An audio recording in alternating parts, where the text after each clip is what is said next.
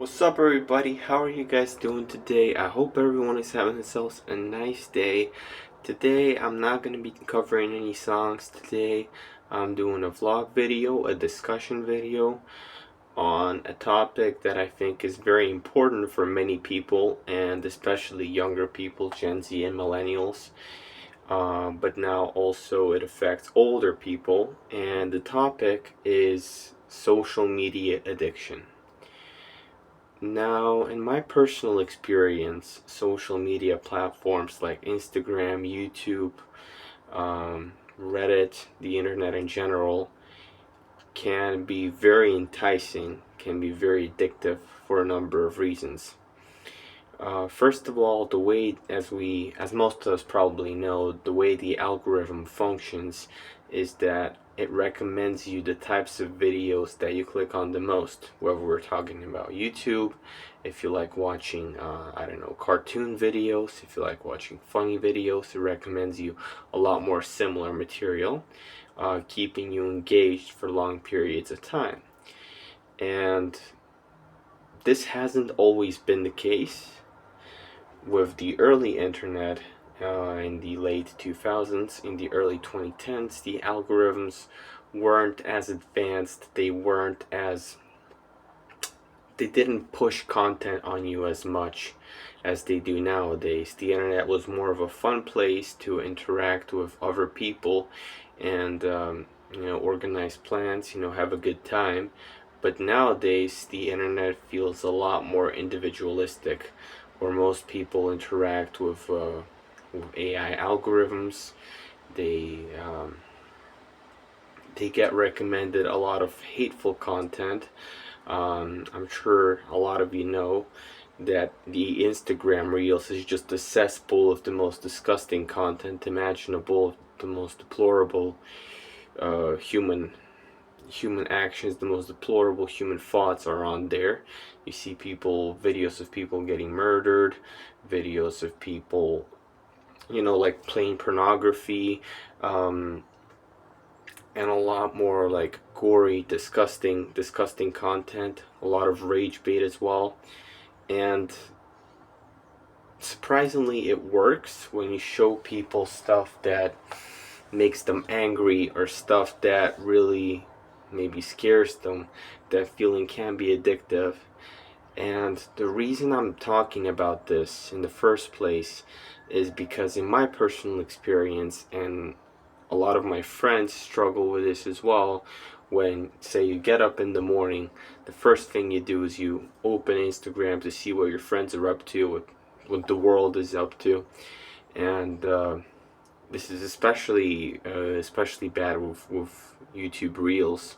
When you start watching Reels, and as they're very short videos, like 15 to 30 seconds, you go from one reel to another, to another, to another, and you don't even notice how much time passes and how much time you spend on social media and on your phone in general.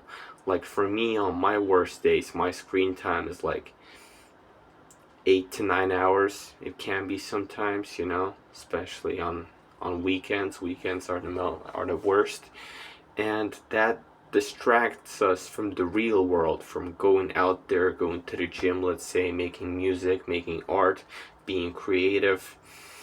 And it's just something that companies, they profit on your engagement, they profit on your time, the more time you spend on the social media. And we are the ones feeding the algorithm by choosing what to watch. We're essentially training data for the algorithm, and it adjusts to us, to the sort of content that we like.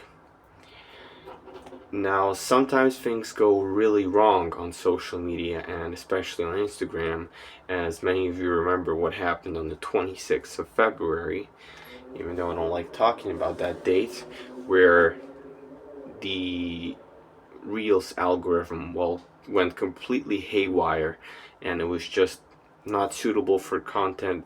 Reel one after the other, people getting murdered, uh, plane crashes, I don't know, horses trampling over people, a lot of like disgusting content, malnourished children, well, all sorts of stuff that I don't really even want to get into. And I'm not saying that I'm some kind of softie or anything, but I feel like there's a lot of children on social media. There's a lot of impressionable people, and to push that sort of content on them is very morally questionable. It's very morally wrong. But to get back on topic, as as people nowadays, I notice, spend with each passing year more and more time on their phones, more and more time on social media. First of all, productivity obviously goes down, as watching YouTube videos and Instagram is frankly most of the time a waste of time. I mean, it's good to catch up with your friends, to text them there to see what they're doing, but a lot of it is just pointless memes. Now there's AI slop everywhere, like 70% of Instagram reels, and on YouTube as well. Just just very brain rotting videos. And they suck up a lot of your time. They reduce your attention span because you're used to, swiping your reels every 15 to 30 seconds. You're used to short term content. And I can't speak for TikTok because I never downloaded that app, thankfully. But some of my friends that do have TikTok spend way too much time on it, and it's definitely as addictive as YouTube Reels. And I feel like as a society, this problem has gotten a lot worse since 2020, when we had the lockdowns where people were forced to stay indoors for 2 to 3 months at a time. How do people stay entertained when they're indoors? Of course, by watching YouTube videos, by staying on social media, playing video games. And after that, I just feel like we never really socially readjusted. Of course, I'm not saying like normal in-person interactions are dead. What I'm saying is nowadays people prefer a lot more interactions, talking to ChatGPT or interactions with online users. A lot of them are just bots nowadays. You go on YouTube comments, and most of them, are repeating the same stuff. Just there's just so many bots on YouTube, on Instagram, and I feel like it's making people socially awkward as well. So when they do go out, when they do go to social places, I see a lot of people still like on their phone and in clubs, not really being present in the moment and taking advantage of the opportunity to go out, to talk to people, to form new connections. And I'm partially guilty of this myself, but I recognize this flaw in myself and I do try to improve. But this is a very, very major issue. And I feel like this is one of the contributing factors to the loneliness epidemic that young people are facing these days.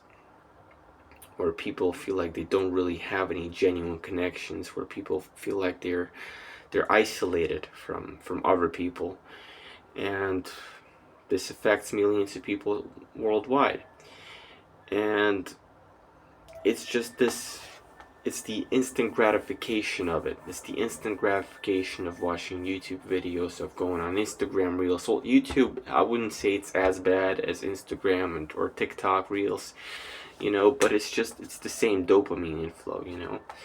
And the more I find you spend time on social media, for me, doing things that produce dopamine, like the really slower dopamine, like reading a good book, making music, writing in my journal, doing stuff that isn't instantly gratifying, becomes more boring, which is a real problem because to get ahead in life, you have to do boring things. You have to work on assignments. You have to write essays. I don't know, prepare presentations, and I feel like it definitely affected our collective attention span. And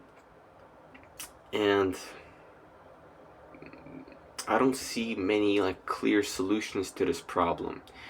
Of course, on an individual basis, we could decide to say, all right, I'm gonna delete Instagram. I'm gonna delete like all unnecessary social media. I'm gonna manage my screen time. There's applications nowadays where they limit your screen time. They block you out. Let's say you use Instagram for two hours. You set a limit, and once you reach that limit, you can't access the app until the next day.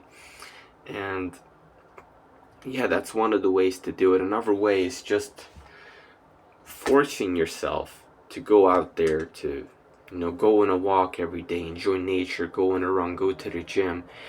Even though in the moment you feel lazy, you're like, oh, I'm gonna stay here a little longer, I'm gonna watch some more YouTube, gonna watch some more Instagram, because it's comfortable. You're staying in your comfort zone, in your online comfort zone. And I'm not saying this applies to most people. Like, a lot of people are motivated, they do know how to manage their time. But for a lot of other people with ADHD like myself, it's an even bigger trap, when social media becomes the most rewarding task. And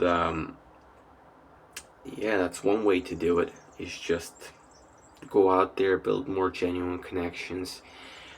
But I mean, it's easier said than done, but even taking small actionable steps towards this, like instead of watching social media for 8 hours a day, like at first limiting yourself to 5 hours, and like spending an hour a day outside, maybe going running, going to the beach, going sightseeing, exploring new places, going to the gym, and dedicating more time to creative work, to work that builds your character, to work that actually matters. Well, that's pretty much all I have to say in today's video. I hope this resonated with some people, even though what I'm saying, some of these things are quite clear, but I feel like they need to be said, and it's a problem that needs to be acknowledged. And with time, it's probably going to get worse as algorithms get more sophisticated and they become more engaging for people now with AI, where you can create anything you want in a split second. And yeah, we'll see what comes about from this. With that said, hope you have a great day, and I'll see y'all with a cover soon. Peace.